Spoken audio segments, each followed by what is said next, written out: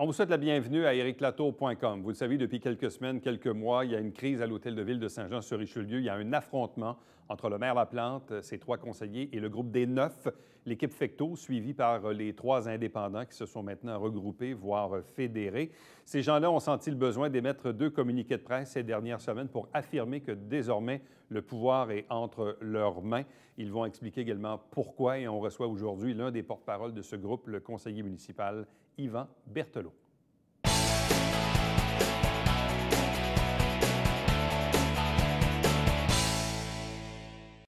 Depuis quelques semaines, et puis bientôt, on dira quelques mois, il y a une crise qui sévit actuellement à l'hôtel de ville de Saint-Jean-sur-Richelieu. Ça a peut-être démarré, oui, avec l'histoire de la consultation concernant l'avenir des terrains de golf, mais s'en est suivi le congédiement, la réembauche et le recongédiement du chef de cabinet du maire, le rapatriement des pouvoirs de l'exécutif vers le conseil municipal, la suspension du directeur général, et il y aura peut-être prochainement aussi l'aménagement de la salle du conseil qui va revenir comme avant. Bref, on voit qu'il y a vraiment un point de non-retour entre les 6 membres de l'équipe Fecteau, les 3 indépendants, on appelle ça le groupe des 9. Donc, l'opposition est devenue le pouvoir et le maire qui est au pouvoir est devenu l'opposition. C'est un peu ça qui s'est passé. Bref, avec nous pour en discuter, il est un peu le porte-parole du groupe des 9 aujourd'hui pour cette entrevue. C'est Yvan Berthelot, conseiller municipal. Bonsoir et bienvenue. Bonsoir. Je suis normalement le porte-parole avec Mme Dufresne. Mme a des obligations, donc elle représente les indépendants. Elle ne pourrait pas être ici ce soir, malheureusement. Exactement, parce que là, il y a quelques-uns de vos collègues qui étaient à ce congrès de l'UMQ. Exact. Dont Mme Dufresne, effectivement. Il se passe quoi à l'hôtel de ville? Parce que souvent, les gens, je vois de l'incompréhension. Bon, autant même dans les partisans de part et d'autre, même dans ceux qui ne sont pas nécessairement partisans, qui regardent ça aller, qui ont un intérêt de regarder la chose politique, trouvent ça un peu navrant ce qui se passe en ce moment. Ils disent, bien, ce monde-là, ils ne peuvent pas se parler, ils ne peuvent pas régler leurs différends. Il se passe quoi à l'hôtel de ville? Il se passe quoi? Vous savez, je regarde tous les conseillers qui sont en place, la plupart, c'est des conseillers d'expérience. On parle de Mme Marcoux, qui a plus que 25 ans. Moi, j'ai 20 ans. M. Fontaine, 12 ans. M. Savard, 12 ans. Il reste, là. Bon. Ces gens-là n'ont jamais fait de la chicane au conseil municipal, là. Ces gens-là ont toujours représenté leurs citoyens. Là, M. Laplante arrive et je pense que, bien, M. Laplante, ça fait 8 ans qu'on le voit venir aux assemblées du conseil, intervenir, critiquer tout le temps avec des gens de son équipe politique, que ce soit Mme Boudreau, que ce soit M. Blais, bon, il reste, là, et ça continue. M. le maire n'a pas compris qu'il était maire de la ville de Saint-Jean-sur-Richelieu. Il faut qu'il rassemble les gens autour de lui et autour de projets. Alors, présentement, il n'y a pas de projet et M. le maire n'écoute personne. On essaie, on parle d'aménagement de la salle du conseil, effectivement, puis M. le maire dit, bien, vous ferez une résolution. M. le maire, pourquoi on n'en parle pas ici entre nous? Vous n'avez pas fait de résolution, vous n'avez pas consulté personne, vous avez décidé de faire ça, vous nous l'avez imposé. Pourquoi nous, on doit faire une résolution? Vous ferez une résolution. Parfait, M. le maire. C'est tout comme ça. Alors, un conseil parle par résolution, mais on va parler. C'est ce qu'on va faire. Bon, il y a plusieurs morceaux là-dedans, parce que je le disais en introduction.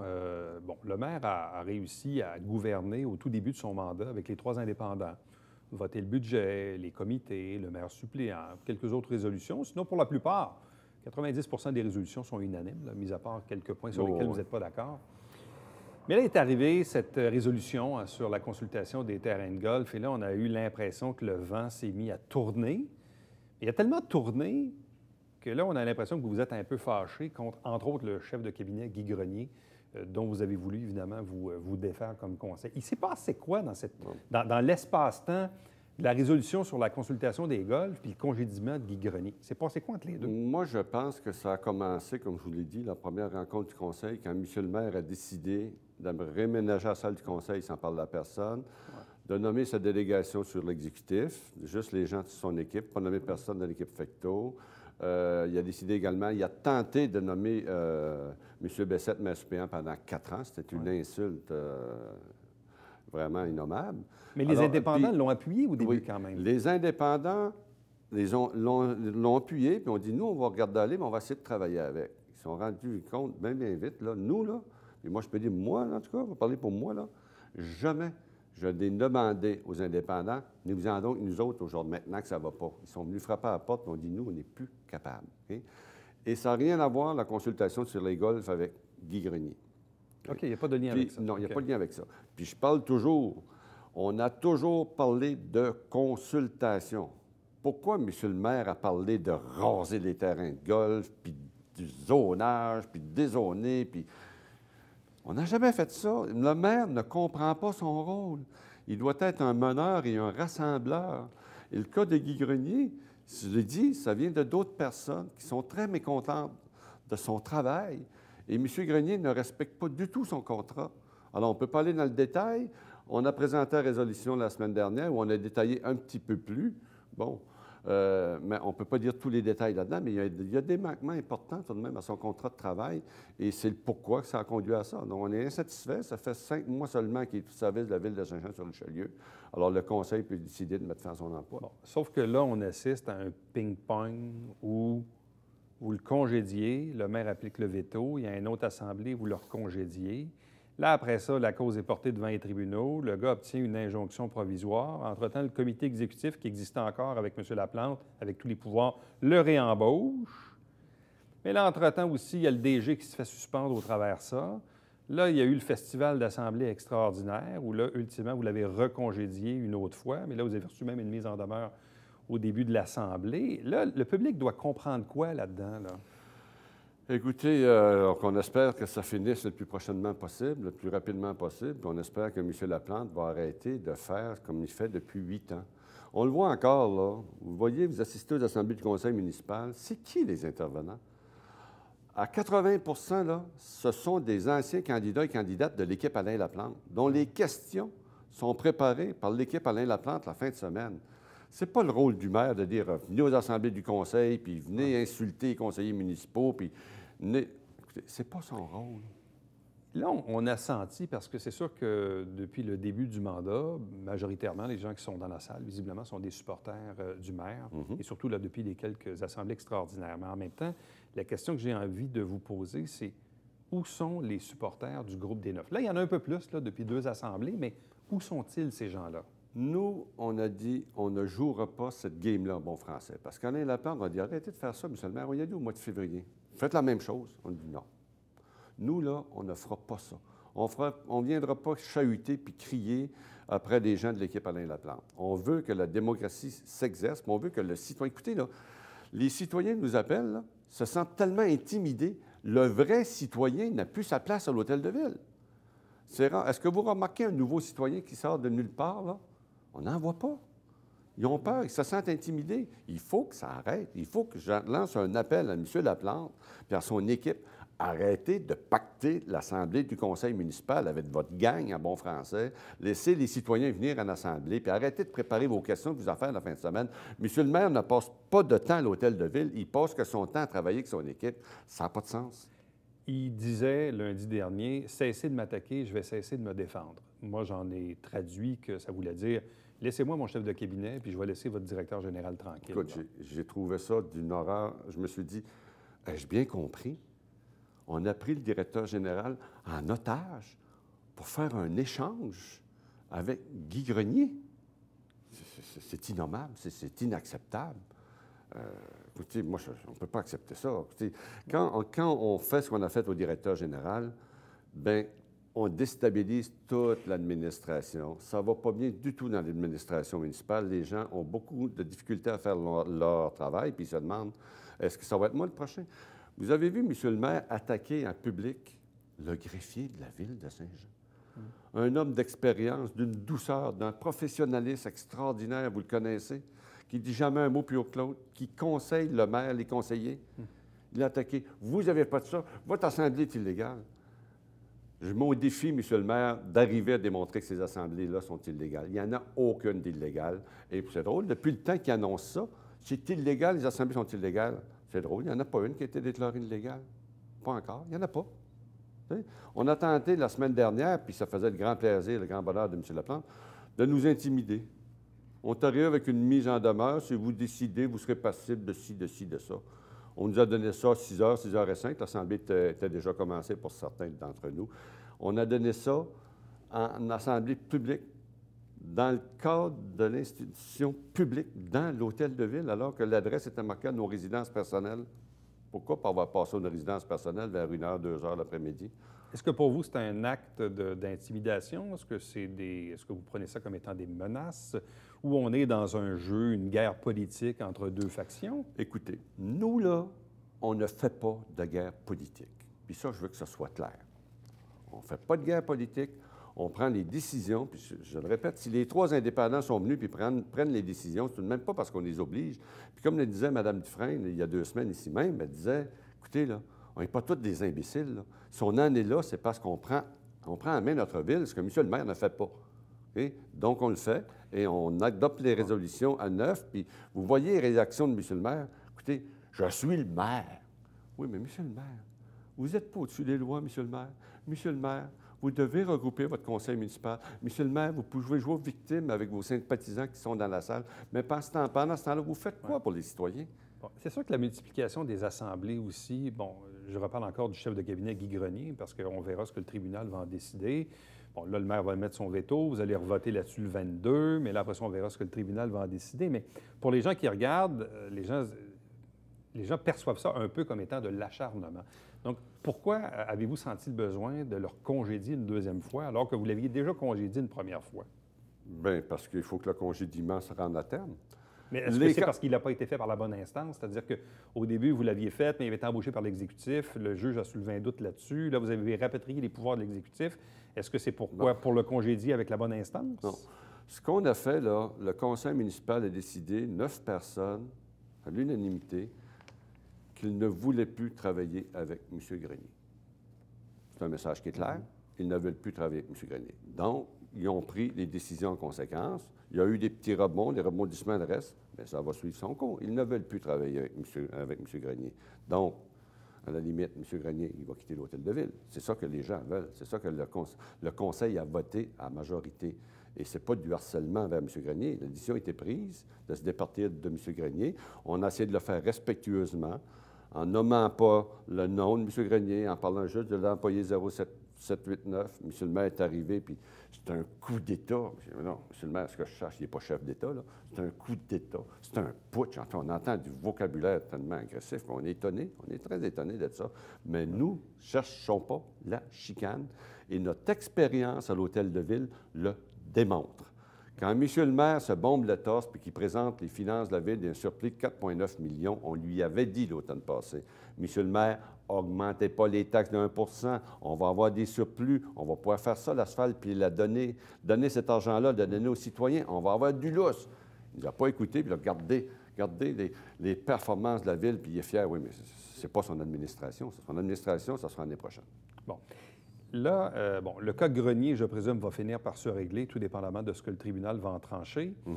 Le maire nous a dit en entrevue, donc, oui, il allait poser son veto sur le nouveau congédiement de Grenier, mais qu'il ne suspendrait pas à nouveau le directeur général de la Ville de Saint-Jean-sur-Richelieu. Encore là, le rapport qu'il vous a soumis est confidentiel pour les 13 élus, donc encore là, le public ne peut pas le voir.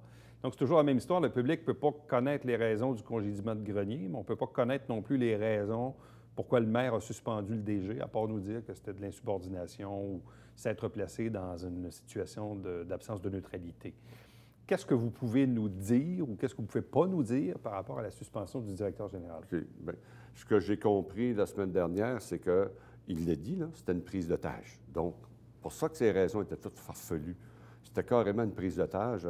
On va faire un bargaining avec des êtres humains. Écoutez, là, on n'est pas en guerre. Là. Mais il nous a dit qu'il voulait avoir la copie des fameux 8 courriels qui ont mené aux avis juridiques pour le congédiement de Guy Grenier. Donc, les fameux 8 courriels en question, que ça faisait partie des raisons pour lesquelles il avait suspendu le directeur général. Il nous l'a dit en entrevue. Les 8 courriels, s'il savait à quel point là, il n'y a rien de menaçant et de diffamation là-dedans, c'est juste des commentaires que les gens ont passés, pourquoi il y a de l'insatisfaction envers le chef de cabinet. C'est tout. Il n'y a rien de bien grave là-dedans. Mais auriez-vous un problème à ce que ça soit révélé publiquement? Regarde, s'il faut, on va le faire. S'il faut, on va le faire. Mais vous savez, quand M. le maire a dit, là, tu sais, je vais les avoir, des courriels. Tu regardes ça, les yeux, ils sortent de l'orbite. Tu te dis, voyons donc, vous les avoir, va prendre les moyens. Et un jour ou deux après, pouf, suspension du DG, saisit illégalement son ordinateur, a l'intention de faire fouiller dedans pour aller chercher les courriels, les numéros de téléphone, les SMS. Écoutez, là, même l'UPAC, quand il passe devant un juge, n'ont pas un mandat de perquisition si grand. C'est une atteinte à la vie privée sans borne. Voyons donc, ça n'a pas de sens. Tu sais? Pourquoi avoir rapatrié les pouvoirs de l'exécutif? Bon, pour plusieurs raisons. Mme Marcoux les a très bien expliquées en Assemblée du Conseil. Monsieur le maire pense qu'il a tous les pouvoirs. L'exécutif, on délègue des pouvoirs, puis on a dit à monsieur le maire, monsieur le maire, vous n'avez pas le droit d'embaucher des avocats. Il faut que ça passe par le conseil municipal.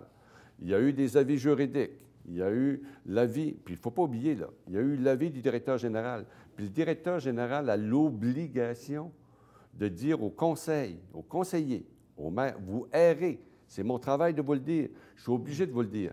Le maire reproche au directeur général de ne pas vouloir entériner l'exécutif. Alors, on n'a pas entériné ces résolutions-là, puis on a dit, monsieur le maire, quand monsieur le maire dit en public, avez-vous quelque chose à cacher, je vais enquêter dans le passé. Mais voyons donc, non, on n'a rien à cacher, puis vous ne trouvez rien. Le maire était le seul à cacher son lien de proximité avec la firme Deveau. Et la firme Deveau a refusé de prendre le mandat. Une belle nouvelle. Bon.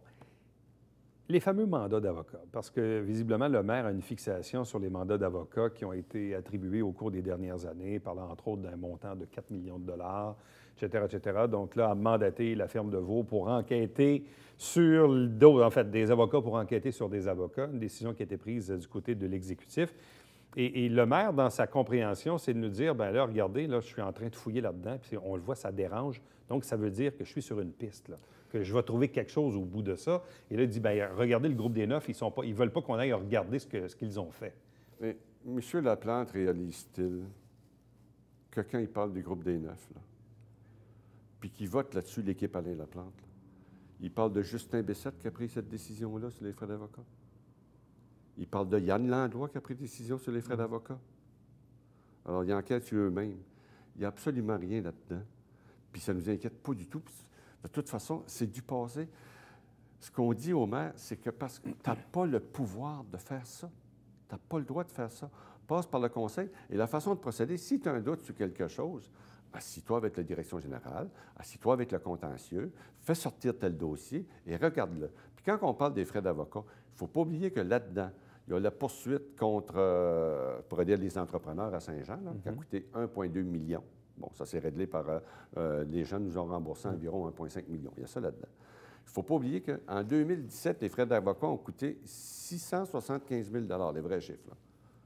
Il y a 175 000 Justin Bessette là-dedans. Okay? Les autres frais d'avocat, la plupart du temps, c'est des frais reliés aux négociations. Il ne faut pas oublier qu'on était en conciliation, en médiation avec les policiers, puis ça coûte très cher. Bon, puis il y a ces dossiers de grief. C'est les frais aussi de l'avocat local-municipal qui coûte 125 000 par année. Puis bon, c'est tout ça, là. Alors, ce n'est pas exorbitant quand on veut expliquer pourquoi. Mais quand on veut faire croire à la population que c'est un bar ouvert, les frais d'avocat, ce n'est pas le rôle d'un maire de faire ça. Tout ce qu'il fait, il essaie de soulever la population, puis semer le doute partout. C'est dommage. On aimerait tellement ça, là, qu'il se réveille un matin, puis qu'Alain Laplante arrive avec un leadership, bien, on travaille tous ensemble, la gang, puis on fait quelque chose, puis on fait... Bien oui, on serait là. On serait là, puis on l'a prouvé, nous, dans les dernières années. Autre enjeu qui s'en vient, parce que lui-même l'a dit en entrevue cette semaine, bon, il sait que le groupe des Neufs a manifesté à la direction générale le souhait de revoir l'aménagement de la salle et de la ramener un peu comme avant. Et visiblement, il y a des gens qui ne sont pas très à l'aise avec des gens en arrière d'eux. Le contexte a changé. Donc le maire nous a dit, bien, évidemment, ne souhaite pas que la direction générale obtempère, souhaite que ça se fasse par voie de résolution. Et il nous a également affirmé, évidemment, qu'il est contre et que si vous votez une résolution dans ce sens-là, il va appliquer son veto. Donc, bref, l'aménagement de la salle du conseil ne changera pas encore avant quelques semaines. Pourquoi changer l'aménagement de la salle? Est-ce que ce n'était pas une bonne idée d'avoir quelque chose de plus inclusif comme style? Bon, on l'a bien expliqué. La salle du conseil, telle qu'elle est là, elle nous prive d'avoir de la place pour au moins 125 personnes de plus. On a les chiffres. Deuxième chose, on n'a plus le côté multidisciplinaire de la salle. Vous savez, on fait souvent des 5 à 7, des organismes communautaires, des visiteurs, des groupes d'hommes d'affaires, de femmes d'affaires qui viennent à Saint-Jean, puis on organise la salle du conseil, c'est bien prévu pour ça. Là, on ne peut pas faire ça. Pour la rendre multidisciplinaire, ça coûterait 396 000 Alors, vous comprendrez qu'il n'y en a pas question. Alors, En mettant la salle du conseil comme elle était, oui, un problème de sécurité. 2, plus grande capacité, plus grande transparence, plus grande présence du public. C'est bon. Puis, coût de 396 000 qu'on épargne en population. Alors, ce sont ces raisons-là. Ce ne sont pas des raisons politiques, c'est des raisons administratives. Et ça va finir par se faire, là. Puis, quand on est rendu, là, écoutez, là, quand on est rendu, là, qu'on veut mettre un veto sur une réorganisation de salle du conseil, écoutez, est-ce qu'à un moment donné, on va mettre un veto parce que la femme de ménage va avoir acheté un balai d'une couleur rose au lieu de bleu? C'est rendu ridicule. Il y a eu plus de droits de veto d'exercer par le maire de Saint-Jean en 1 mois qu'en 35 ans. Quelque chose qui ne marche pas. C'est tout de même pas tous ceux qui étaient là depuis 35 ans qui ont été gênés de mettre leur veto. Dernier sujet, puis ça touche votre quartier, c'est le projet Évol. Oui. À côté des Tours Maurice, dans le quartier Seigneur, avec entre autres l'implication de l'homme d'affaires Guy Sanson. M. Sanson qui a connu, disons, son lot d'ennuis judiciaires avec M. Cloutier, avec M. Maurice. Là, lui, ultimement, il veut bâtir son projet Évol. Il avait demandé un premier PIA qu'il a obtenu. Il pourrait demander un permis de construction, mais il veut demander un deuxième PIA. Il lui manque encore son certificat environnemental. Et au travers de ça, l'une de ses employées, Mme Dubreuil, qui avait vu M. Laplante au moment de la campagne électorale au salon, dit que le maire Laplante lui avait dit qu'évidemment, le projet Évol n'était pas favorable à ça. On a vu à la une du Canada français la question à savoir ce que le maire Laplante a menti. Mme Dubreuil est venue ici même en entrevue pour raconter son histoire. Elle dit qu'elle a des témoins. M. Sanson, qui lui a envoyé une mise en demeure et menace M. Laplante de le poursuivre pour 2,5 millions s'il ne se rétracte pas. Mais ultimement, pendant ce temps-là, le projet ne se fait pas. Le projet est dans votre quartier. Je comprends que là, vous suivez ça un peu de loin parce que vous n'êtes pas impliqué directement dans le litige entre M. Sanson et M. Laplante. Mais encore là, je pose la même question. Qu'est-ce qu'on doit comprendre de ce litige-là et du projet là, qui doit et devrait se faire dans votre quartier? On a appris il y a environ 1 mois que M. Laplante avait reçu une mise en demeure de M. Sanson, puis M. Sanson, ensuite de ça, a envoyé une potentielle poursuite de 2,5 millions. Effectivement, ça ne me regarde pas, je ne me mêlerai pas de ce dossier juridique-là. Mais la seule chose, lorsqu'on a appris ça, on a voulu en parler avec M. Laplante. Il a dit « moi, tu n'es pas au courant de ça. » Il a dit « c'est un dossier personnel. » Parfait. Je suis bien d'accord avec ça.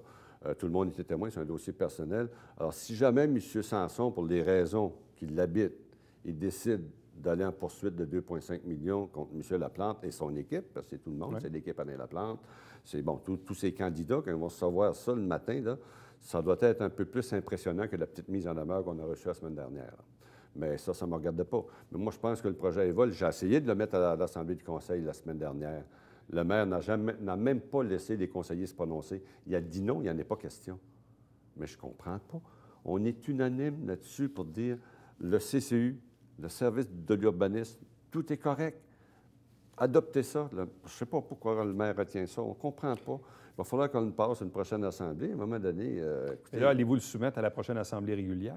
Bien, ça va dépendre de mes collègues. Là, je veux dire, je pense qu'on va soit voir, mardi le 22 ou la première du mois de juin, ouais. pour adopter le nouveau PIA? Oui, oui. Mais à un moment donné, il va falloir aller de l'avant. Je vous le dis, il faut que M. le maire comprenne son rôle. Là. Puis son rôle, c'est pas de soulever la population sur des demi-vérités. Puis son rôle, c'est de rendre l'atmosphère agréable, puis mettre un beau leadership, puis se faire rassembleur. Si on est rendu neuf, c'est parce que les gens ont toutes des choses à dire, puis ont toutes des frustrations, puis des déceptions par rapport à M. Laplante. Si la chicane est à la MRC, si la chicane est au Conseil économique, si M. le maire a insulté les hommes et les femmes d'affaires qui ont payé pour aller l'entendre en chambre de commerce, c'est tout de même pas la faute des 9 conseillers qui sont là. C'est toujours la même personne. Mais là, il vous reste 3 ans, là, et plus même. Il nous reste 3 ans. On salue, peut-être qu'on va faire une nouvelle résolution, on salue que la commission municipale se penche là-dessus. On salue vraiment, là, on espère que ça va aider énormément, puis que la commission va arriver à des orientations ou à des décisions, le ministère des Affaires municipales, parce qu'effectivement, ce n'est pas vivable pour le conseil municipal, mais c'est surtout invivable pour les gens qui y travaillent. Pensez à l'administration, aux gens qui travaillent de 8h30 à 5h, puis qui ont peur, qui ne laissent même rien dans leur bureau, qui font attention pour écrire un petit document. Le maire veut tout voir, tout regarder. Ce n'est pas son rôle. Ce n'est pas un directeur général, le maire de la Ville de Saint-Jean. C'est un maire. Allez-vous porter plainte à la commission municipale? Il y a certainement des plaintes qui vont se déposer à la commission municipale. Tout est à l'étude, tout est possible. M. Berthelot, merci beaucoup. Ça m'a fait plaisir. Au retour, la conclusion de l'émission.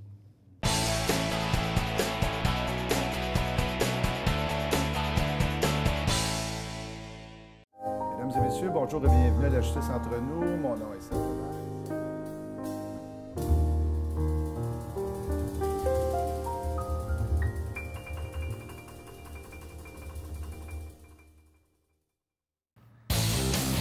Salut, c'est Alexandre Baudouin. C'est François Trépanier. François, cette semaine à Sport Express, on parle de NASCAR Pin-Pins. Oui, avec Jocelyn Fecteau, le pilote, et sa conjointe, Catherine Almeida. Toute une émission, ça va rouler vite, hein? Oh oui. Manquez pas ça.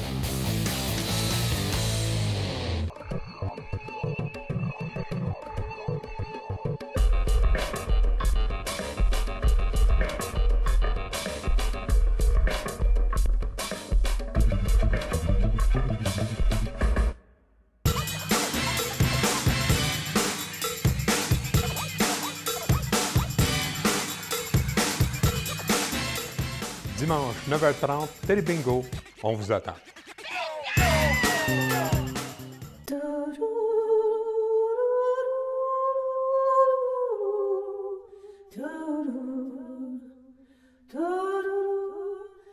Coulisses Bêta, jeudi, 19h.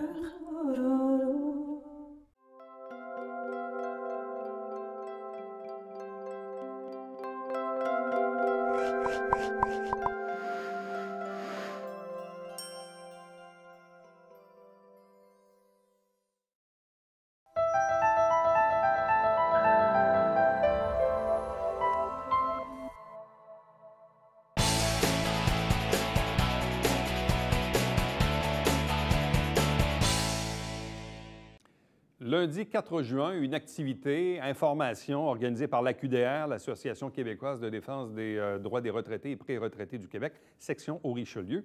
Et la thématique de cette conférence, c'est ne pas perdre sa chemise à la retraite. Donc, si ça vous intéresse, vous pouvez toujours vous inscrire. Chaque semaine, on vous présente un résumé des extraits des travaux du Conseil de ville. L'émission s'appelle Saint-Jean-sur-Richelieu. Chaque dimanche matin, 9h30 en direct, c'est le Télébingo avec 4 000 $ en prix. Et il y a toujours 30 dépositaires pour acheter vos livrets. Pour me joindre, Éric Latour en un mot, à commercial tv@cherneuf.com. À demain. Bye bye.